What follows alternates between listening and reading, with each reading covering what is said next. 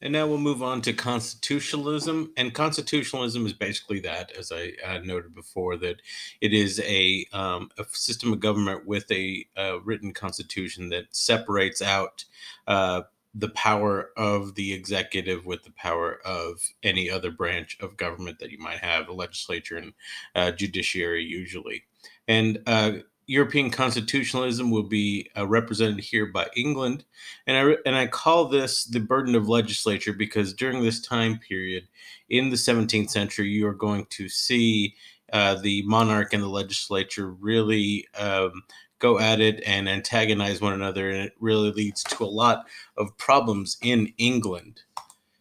Now, when we last left off, we had the end of Henry VIII's reign and the beginning of Elizabeth. And one of the things that leads up to the clash between the legislature and the monarch is that England has a history of a strong parliament going all the way back to the signing of the Magna Carta by King John, where King John was actually kidnapped by a bunch of barons and was forced to give them rights outside of the traditional feudal system.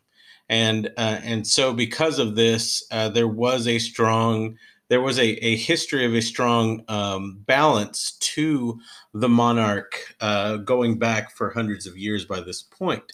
However, Henry VIII is seen as a hero by the people of England and by a lot of his loyal followers because he was the one that removed the influence of the Catholic Church from England and created a new state religion, a new denomination of Christianity based in England, with England in charge of England. So he's very well liked, and after his death and the subsequent reign of Mary the First, the Catholic. We'll get more into this in the class session. The reign of Mary the First. After her reign comes to an end, you have the rise of Elizabeth the First, and really under Elizabeth, you have the creation of the Church of England. Um, Henry VIII basically left the Catholic Church, started this new denomination, but didn't really set anything up. He just said, "Now I'm in charge of the church." But what does that mean? Who knows? It's not until Elizabeth takes charge that you actually have a designation of a Church of England, and with this comes the supremacy and loyalty oath of 1559 that basically says that the monarch is in charge of not only the nation but is also in charge of the church. So the sovereign is in charge of people's bodies and souls. So Elizabeth, by codifying the Church of England, she becomes very popular domestically. There's this is during the English Renaissance, and so she reigns over a prosperous period and a very strong creative period. So things are improving greatly in England. But one of the things that is sort of always left out is how Elizabeth had a lot of foreign prowess as well. It was under her that she was able to defeat the Armada in 1588. During the last couple of years of her reign, you saw um, the exploration of the New World. And then also to note that she supported Henry IV during the French Wars. So she wasn't just a good leader domestically. She also had a lot of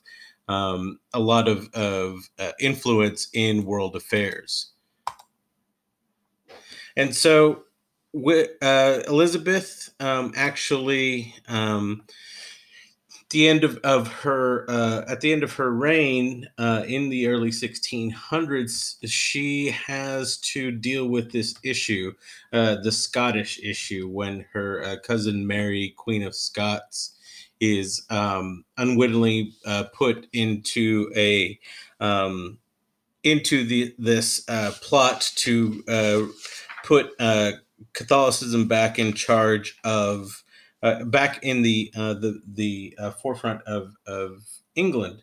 And so there's an uprising by Catholic rebels, and Parliament acts very quickly and harshly and executes Mary, Queen of Scots, and Elizabeth. Even though she is a very strong monarch, she does not get in the way of Parliament. She instead allows Mary to be executed. And so in 1603, Elizabeth dies without heir, and her nephew is crowned James the First, the son of Mary, Queen of Scots, becomes James the First of England, James the Sixth of Scotland, and basically is originally pretty lenient towards Catholics. There's a lot of desire to live peace, to coexist peacefully, and this goes on until the Gunpowder Plot of 1606.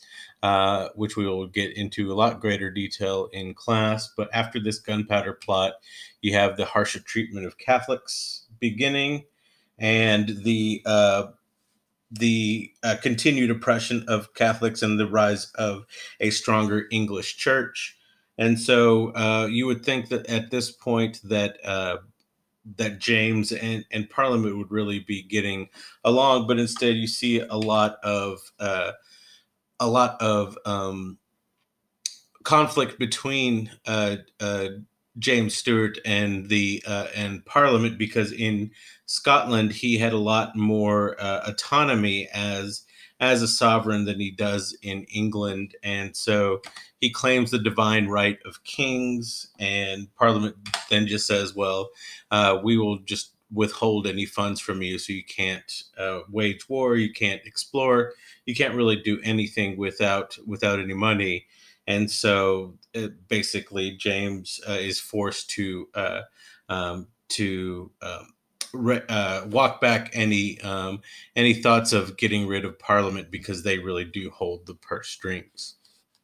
And so the struggle between the king and Parliament will continue on to the next generation, as James's son Charles the First um, continues to have issues with Parliament always getting in his way.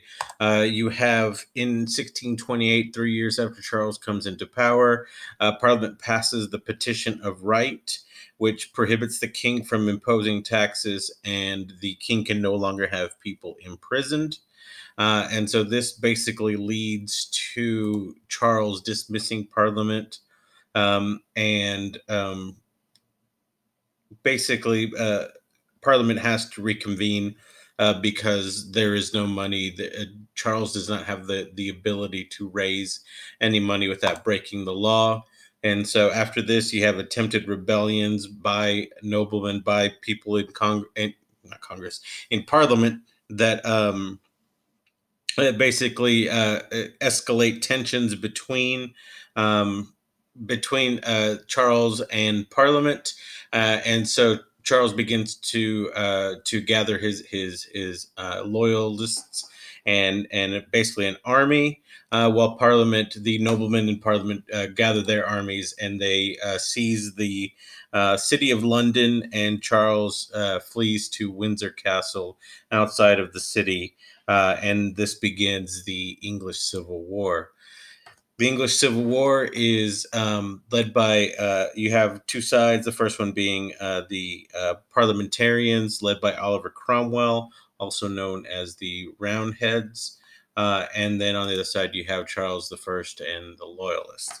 So quickly here, in 1649, after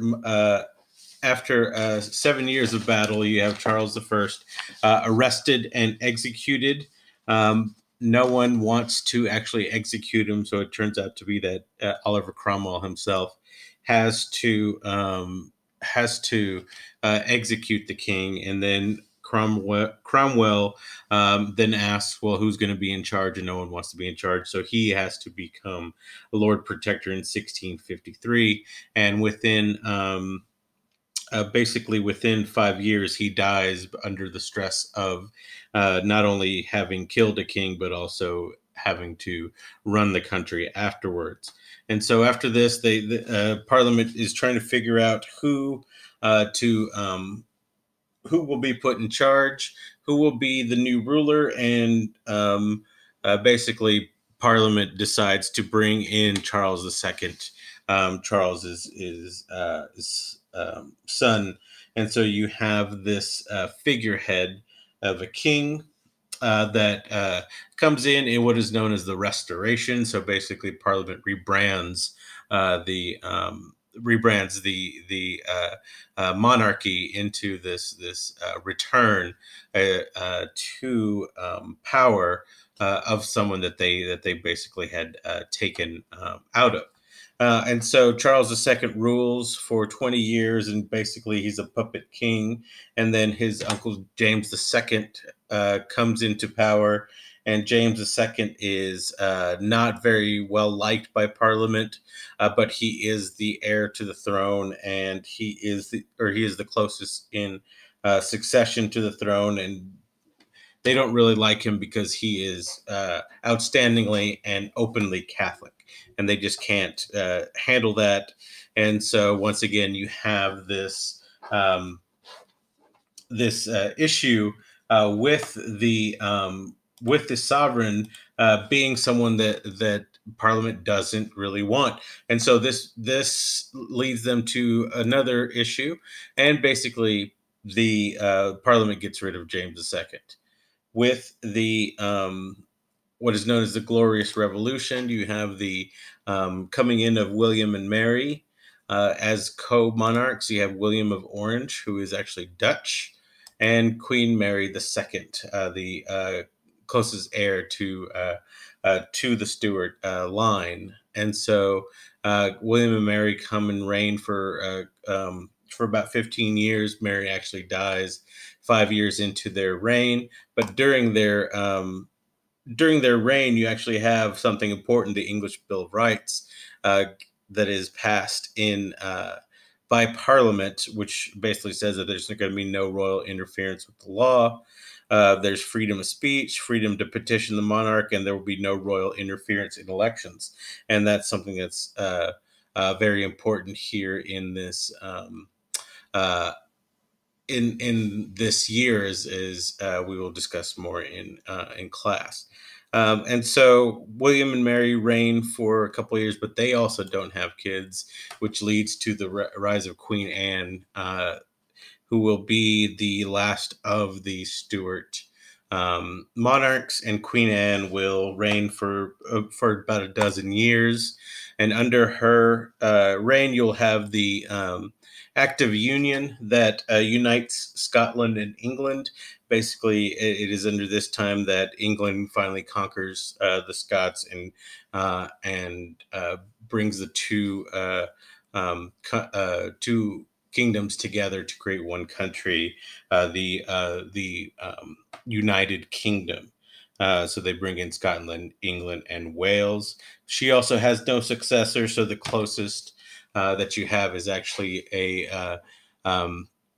House Hanover, and under House Hanover you have a more Parliament-centered rule. So, going through the Stuart kings and queens, you see this gradual taking over of the actual act of governing by Parliament. And so during this time, you have the monarch become less powerful. You have much more power lying in the legislature. And during this time, you also have not only in politics do you have these great changes, but you also have changes happening in science and philosophy, things that are known as the Enlightenment. Now, it's important to look at the Enlightenment here, not only because it is it's happening at the same time, because the Enlightenment really feeds into and is also shaped by the political forces that are occurring in Western Europe at this time. It's not just scientific revolutions, but it's also revolutions uh, philosophy and literature and art and things like that. So the Enlightenment is really this collection of movements that happen because of the amount of wealth and the amount of um, prosperity that is going on through Western Europe, especially in places like France and England. So when we talk about the Enlightenment, we're really looking at this revolution of thought, a that is usually divided into two different types of advancements.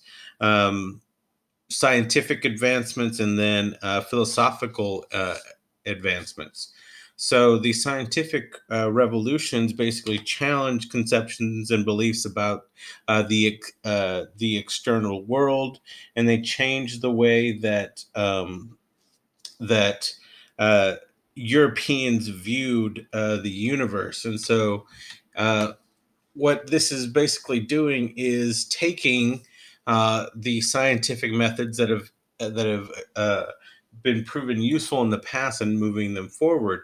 Where the Renaissance took Greek and Roman innovations and brought them back out to a much more receptive audience, and was able to disperse them a lot easier because of technology.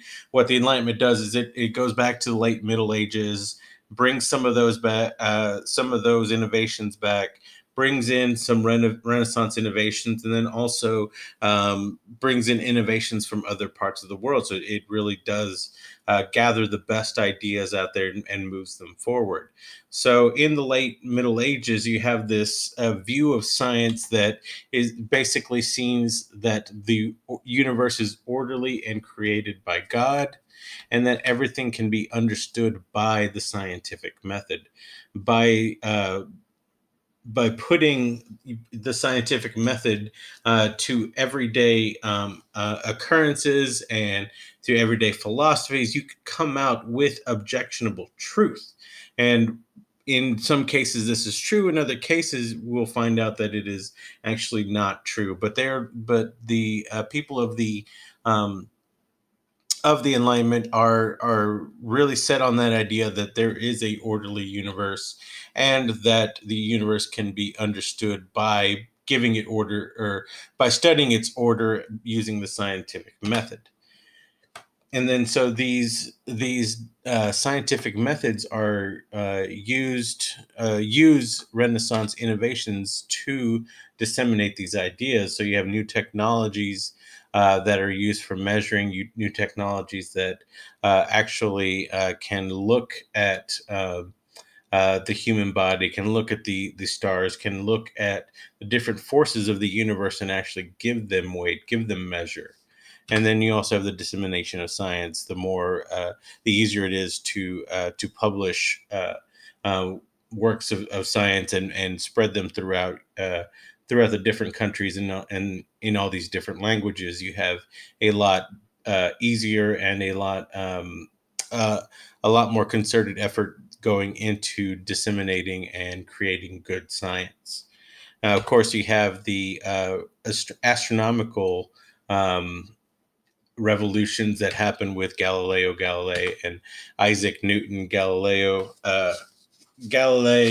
um, observing the the movement of the stars, innovating uh, uh, astronomy as we know it, and then after he dies, Isaac Newton basically taking over um, the application of physical science and physics, and creating new ideas that move scientific technology forward. And like I said, this European scientific revolution takes a lot from other areas of the world. In the Middle Ages, China was the most technologically advanced civilization. In the Renaissance, the you saw Europe, Mediterranean Europe, and the Ottoman Empire, and some of the Muslim areas still being a very technologically advanced. But after 1500, that distinction has clearly passed to the West, and especially after 1600. You see that the West is clearly the most technologically advanced, because as we've talked about, China, the Middle East have begun to close themselves off and have begun to be blocked from any sort of technological advancement or any sort of philosophical advancement. And it is these philosophical advancements that are really going to play an important part in the history that we're going to be looking at. The Enlightenment basically changes how Europeans view humanity. It changes how Europeans see us as being able to learn, and seeing us as being able to change and better ourselves. Like as I've discussed before, in the Middle Ages, uh, um, most of the actual learning was occurring in monasteries and in universities away from the public. By the time you had the Renaissance, you have the return of the classical education systems with a master and apprentice, a sort of learn as you can type of system. But when it comes to the Enlightenment, you start borrowing from other cultures. You start seeing a formal education system being built through the trade with the Middle East and Asia and East Asia, looking and bringing in more formal education, being able to learn all of these different ideas together and discuss these ideas with one another. And so you have a much more global network of understanding. So it goes from a very closed education system to a little bit more open, to finally, by the time you have this this Enlightenment period, because of the way that the world has opened up, Europeans are able to gather so much more knowledge than had been available in the past. And part of this knowledge actually becomes this fascination with the Americas, fascination with these people that um, have not had any contact with the Europeans before. And so this sort of gives this idea of this savagery, this pre-European system. And because of the way that Europeans are able to conquer, are able to move into the Americas, it basically gives a rise to the pseudoscience, to pseudo history that says that Europeans are the apex of civilization, that everything that comes before that is less than. And so if Europe is the apex of civilization, then there has to be something that Europe continues to advance. And part of this advancement is going to be doing away with hierarchies, a creation of a social contract, basically constitutionalism over absolutism. And these are going to be shown in the works of John Locke and Jean-Jacques Rousseau, that take up this idea that is presented in the work of Hobbes before them, that basically says that there is a contract between the state, between the sovereign and the people. So while you might have a government that is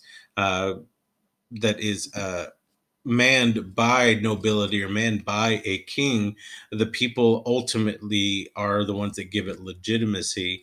And so anything that would delegitimize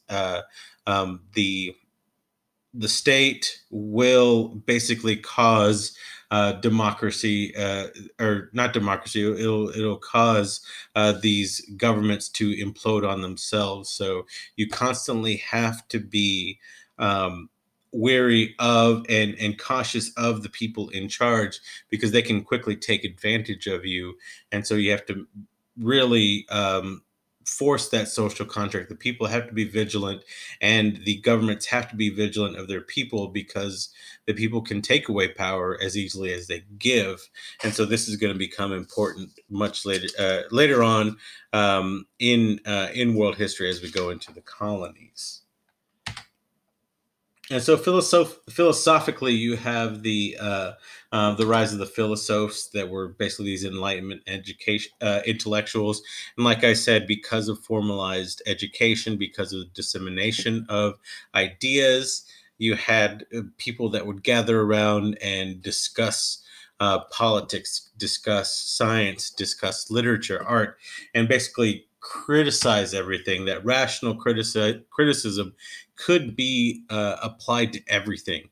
That you could rationally criticize everything from political systems to economic systems, things like that. And rational criticism, critical thought. Is placed on all of these things. So philosophy begins to criticize forms of government, begins to criticize the way that faith is being used. So there's religious critical theory, there's economic critical theory, there is philosophical critical theory, literary critical theory. So you start seeing critical theory rise during the Enlightenment, and a lot of these ideas are basically moving towards this new science of man, this new humanities, to expand the understanding of human nature, expand the understanding of what makes human beings tick, what makes societies tick. And this thought of a new science of man is going to be very, very important when it comes to the ideas of slavery, when it comes to the ideas of race. Because if you're looking at science at this new understanding of human nature, then what do you do about the people that are completely in servitude, that are indentured, that are not free? What do they mean? What do they value? What is their value as human beings? And so the philosophers actually punt on this question, or many of them do, not really tackling this idea of slavery, instead going with this, well, Europeans are the apex of society. And so it is the natural order of things to have Europeans at the top and have Africans enslaved, to have natives pushed out of land that they're not using. It is Europeans that are bringing new ideas to the table. It is Europeans that are bringing in ideas such as this idea of capitalism under Adam Smith, which we will go deeper into in class. You have this idea of a laissez-faire system, or let everybody let things be. Basically, let be. And so under laissez-faire capitalism, the state has no vested interest in economics. The state stays away from the making of the money. And you really see that this is what is moving people forward, is the desire for wealth, the desire for capital. And there is an invisible hand that sort of moves cultures around, and this invisible hand has no tie to governments, which we will definitely be getting into in future lectures. And so you're dealing with these big ideas. You're dealing with things like the capital, like politics. And one of the things that really doesn't come up very much until it's forced to is the woman question. What does it mean to be a woman? Why are you looking at a science of man? Why are you saying that all men are created equal? What about women?